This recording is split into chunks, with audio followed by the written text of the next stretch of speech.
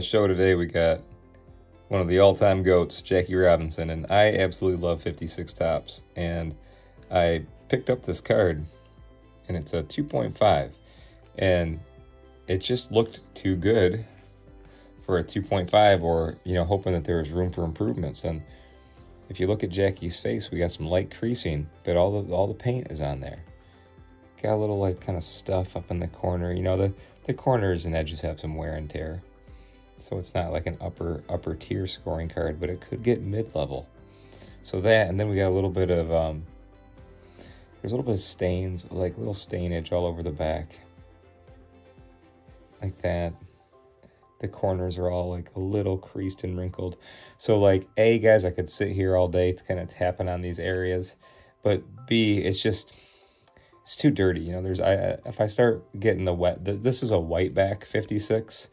And if you start like cleaning spots of it, you're just going to see the next spot's dirty, the next spot's dirty, and you're just going to be all over the card too much. So this is one that I'd elect to just soak in card spray for probably 30-35 minutes, and then I'm going to gently, you know, dry it over the next couple days with my mats and everything like that. So if you've never soaked a vintage card before, you can't do any paper card. It's not like, you know, I've never had any luck with like 80s or 90s cards, like soaking them, but like cards from the 30s, 40s, 50s, even some early 60s, no problem.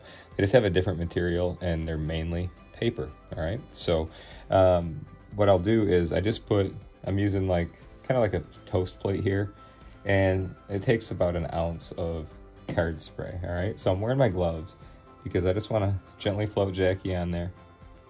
And then almost like a gold miner, I just want to do a little wave over the top. And I just want to sit with the card for a second, because the natural tendency is it's going to want to like move a little bit or curl a little bit. But if you do exactly what I just did right there and just kind of keep you see how I tapped the card and some bubbles came out? There's a lot of bubbles coming out of the card. These cards will like kind of probably create like little pockets and channels in them and stuff throughout the years. And then you gotta get, so if that didn't make sense, what I'm trying to say is like, see that? See the little bubbles? So put it on the plate. I'm just using the tips of my finger real light. What I want to do for this stage is just get the card fully submerged in the card spray. I don't want it to like float around or anything like that. You see, I'm just moving it. I'm just making sure it's not, just want to make sure it's flat. Perfect. Perfect, perfect.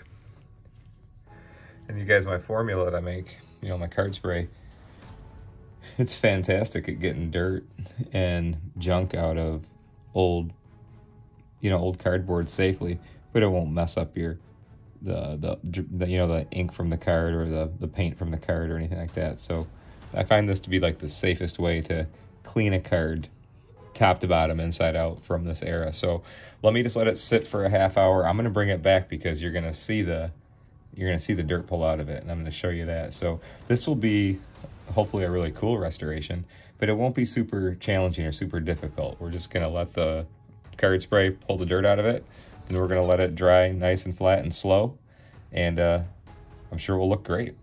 So stay tuned. So I've had Mr. Robinson here for about 35 minutes, and I've had it face up. So what I want to do now is just gently flip the card over, and we're just about done with the soaking process.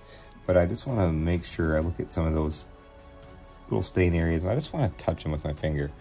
It's not that, one thing I want to stress is you don't want to scrub or like wipe on any stains, but it's almost like if you can just, it's like just break them loose a little bit, tap on the trouble areas.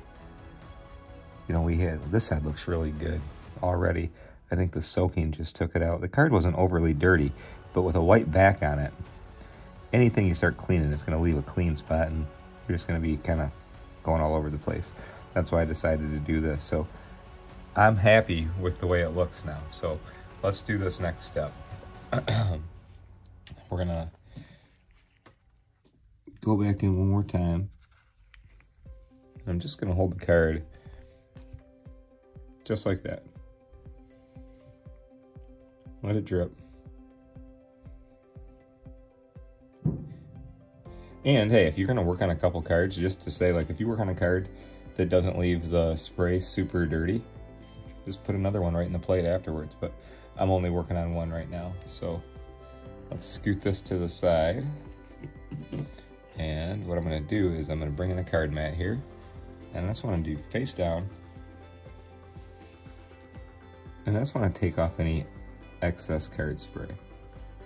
Don't need it anymore.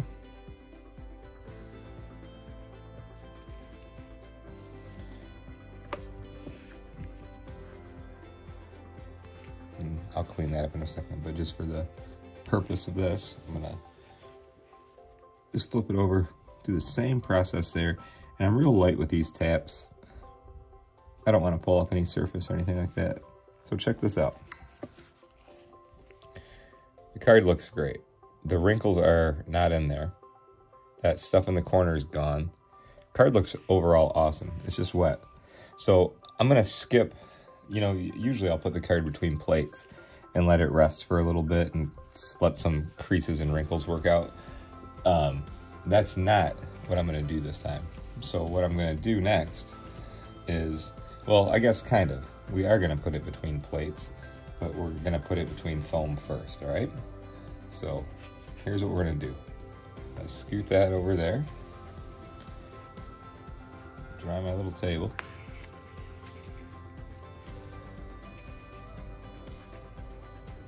And since the card is wet, it's still gonna, the card spray is still gonna do the trick by, you know, just helping relieve those little creases in the face and everything like that. So I'm just gonna put 2 more mats on top. And then we're gonna grab 2 acrylic plates.